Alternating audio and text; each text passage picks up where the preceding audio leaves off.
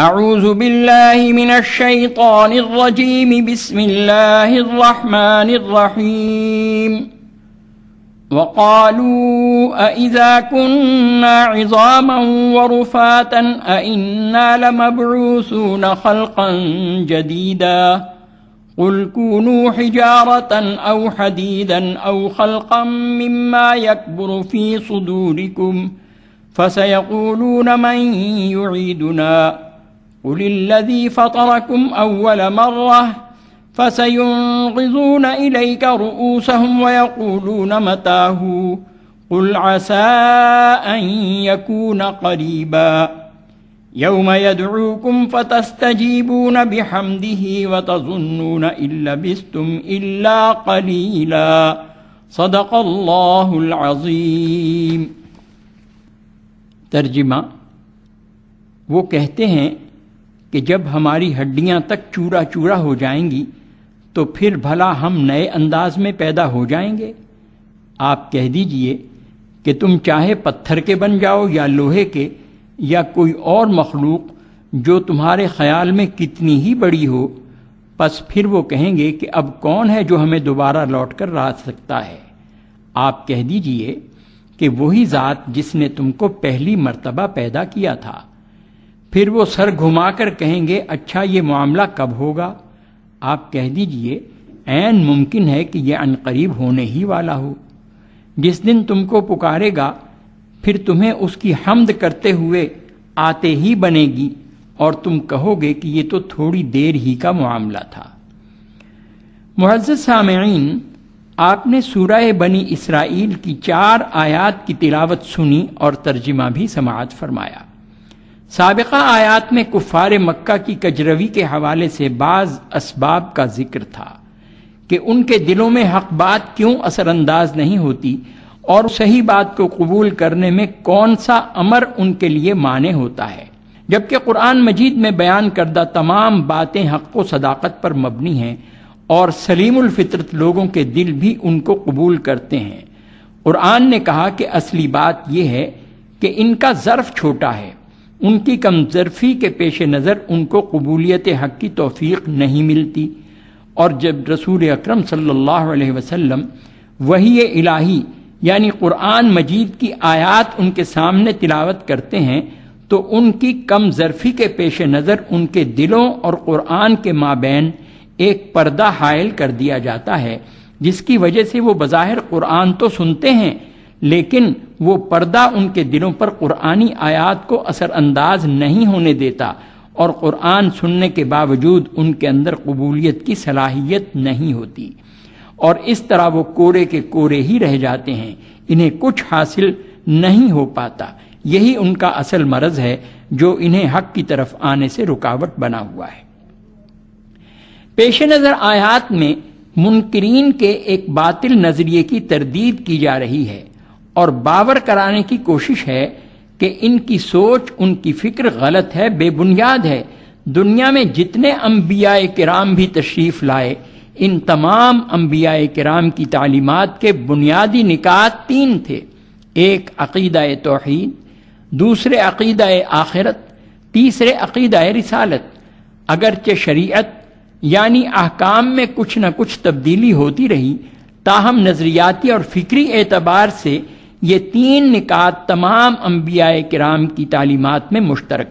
عقیدہ توحید میں بھی وہ لوگ وجود باری کے تو قائل تھے، لیکن اللہ کے ساتھ دوسری چیزوں مثلا دیوی دیوتا، بعض معتبر شخصیات کو بھی اللہ کا ہمسر مانتے تھے، یا کم از کم ان کو اپنا حاجت روا تو ضرور ہی خیال کرتے تھے۔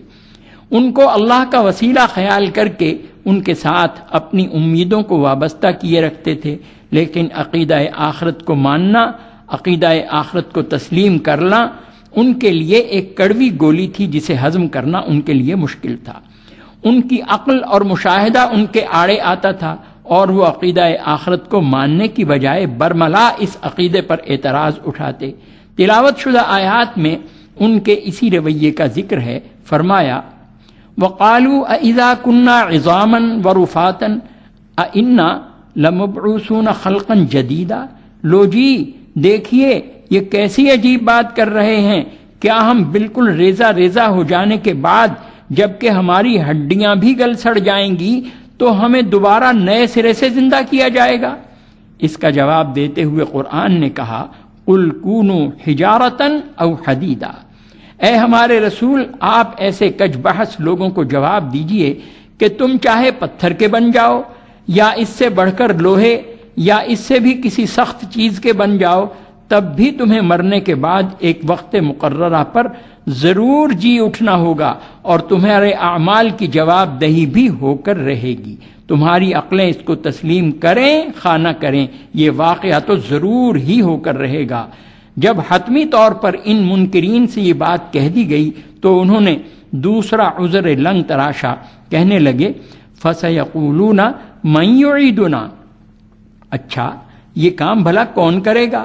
مراد ان کی یہ تھی کہ یہ انہونی بھلا کون کر سکتا ہے؟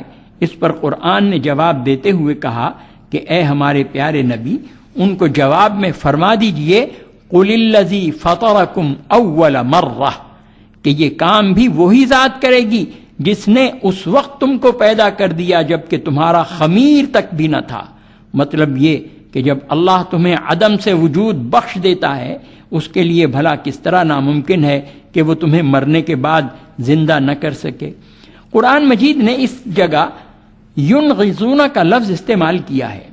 ینغزون کا مطلب ہوتا ہے سر کو اوپر نیچے اور دائیں بائیں اس انداز سے ہلانا کہ اس میں طنز اور تضحیک واضح محسوس ہو، جیسے ہم کسی کی بات کا مذاق اڑاتے ہوئے کہتے ہیں ہاں جی ہاں آپ بالکل ٹھیک کہہ رہے ہیں۔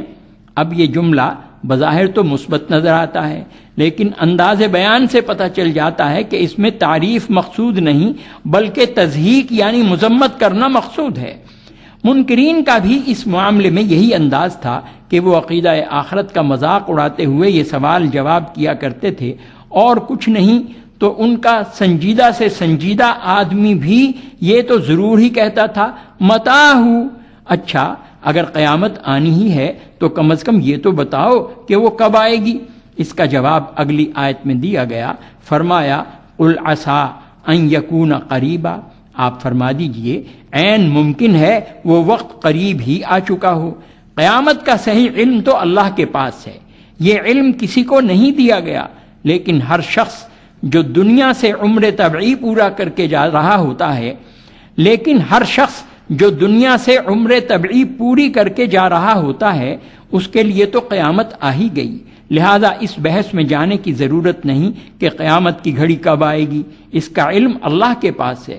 رسول اللہ صلی اللہ علیہ وسلم بھی اس سوال کو پسند نہ فرماتے۔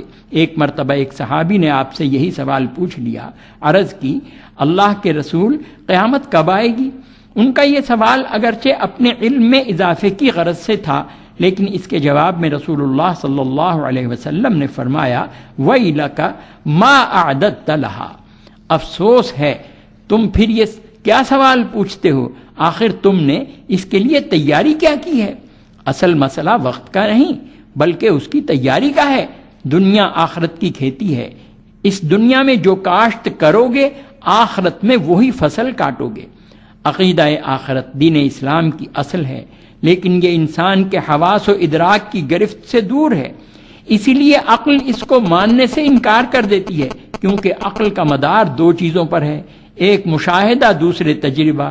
انسان کی آنکھوں نے کبھی اس بات کا مشاہدہ نہیں کیا کہ ان کے سامنے کبھی کوئی ایسا واقعہ پیش آیا ہو کہ قبرستان کے مردے جی اٹھے ہوں اور قبریں پھٹ گئی ہوں اور ان قبروں میں سے تمام مردے زندہ سلامت اٹھ کر شہروں کی طرف چل دیے ہوں۔ ایسا مشاہدہ انسان کی آنکھوں نے کبھی نہیں کیا، اور نہ ہی کوئی ایسی لیبارٹری ہے جس میں انسان نے اس کا تجربہ کیا کہ کسی مردہ شخص کو کوئی گیس سنگھا کر یا مختلف قسم کے ٹریٹمنٹ دے کر زندہ کر لیا گیا ہو۔ یہ سب امور مشاہدے اور تجربے کی گرفت سے دور ہیں، مشاہدہ اور تجربہ اس سے عاجز ہے، لیکن یہ ایک حقیقت ہے، ہوگا، ہو کر رہے گا۔ دنیا میں کیے گئے اعمال کی اللہ کے ہاں باز پرس ہوگی، اور اعمال کی بنیاد پر ہی جنت و دوزخ کے فیصلے بھی ہوں گے۔ اللہ ہمیں عقیدہ آخرت کی اصل سمجھنے کی توفیق عطا فرمائے۔ This program is the sole property of Central Productions, Pakistan Broadcasting Corporation, Islamabad. Piracy in this regard is illegal.